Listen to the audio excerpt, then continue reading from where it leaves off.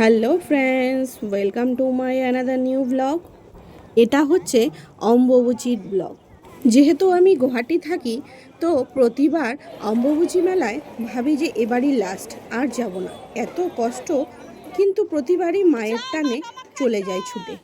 এবার কিন্তু জুতো রাখার খুব ভালো সিস্টেম করেছে, ফ্রি অফ কস্ট। পায়ে হেঁটে হেঁটে পাহাড়ে উঠতে উঠতে আমার বান্ধবীদের গলার আওয়াজ চলে গেছে।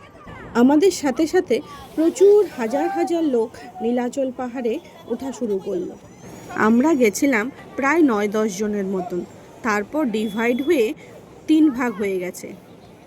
এত ভিড় ছিল, একজন আরেকজনকে খুঁজে পাওয়ার কোনো চান্সই নেই। প্রায় 1 ঘন্টায় আমরা মন্দিরের কাছাকাছি পৌঁছে গেলাম। আমরা তো মনে মনে খুব খুশি যে মন্দির পেয়ে গেলাম।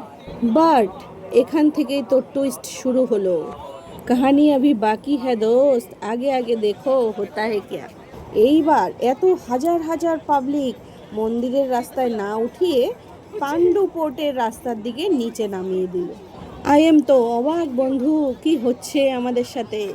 এতটা কষ্ট করে উপরে উঠলাম, আবার সেই নিচে মাঝ রাস্তা অবধি নামলাম, আবার আরেকটা নতুন রাস্তা করেছে সেই দিক দিয়ে উপরে উঠলাম।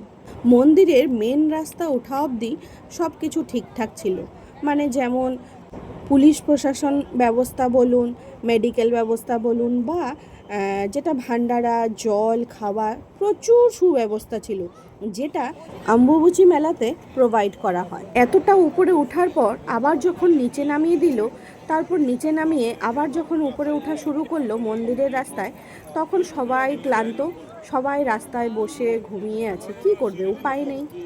পাণ্ডু পোর্টের রাস্তায় কিছুটা ওঠার পর সেই এক জায়গায় প্রায় 1 থেকে 1.5 ঘন্টা আমরা পুরো প্যাকড আপ হয়ে গেলাম। এই গ্যাদারিংটাতে যে যেভাবে দাঁড়িয়ে আছে, না আগে যেতে পারছে না পিছে যেতে পারছে। প্রায় 1.5 থেকে 2 ঘন্টা এখানে সবাই আমরা আটকে ছিলাম। না ছিল এখানে জল, না কিছু ব্যবস্থা। খুব খারাপ অবস্থায় গেছে এই জায়গা। আমার তো মনে হচ্ছিল এই নাকি শ্বাস বন্ধ হয়ে যায়। যাই হোক, এই বিপদটা কাটিয়ে ফাইনালি আমরা মন্দিরের দরজায় পৌঁছালাম। এটা হচ্ছে মন্দিরের পিছন দিকের গেট, মানে যেদিকে ফ্রন্টে মন্দিরের দরজা তার উল্টো দিকে এই গেটটা। আমি প্রথমবার এই গেট দিয়ে প্রবেশ করলাম। মন্দিরের ভেতরে প্রবেশ করার পর কি যে একটা শান্তি অনুভব হলো, সেটা বলে বোঝানো যায় না। যে যায় সেই বুঝতে পারে।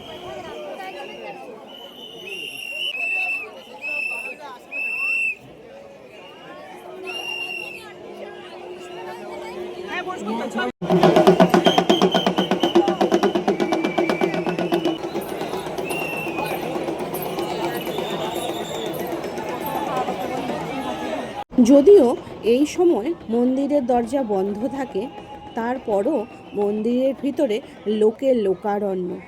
দেশ বিদেশ থেকে আমাদের এই গুয়াহাটি অম্বুবাচী মেলাতে লোকের আনাগোনা রয়েছে।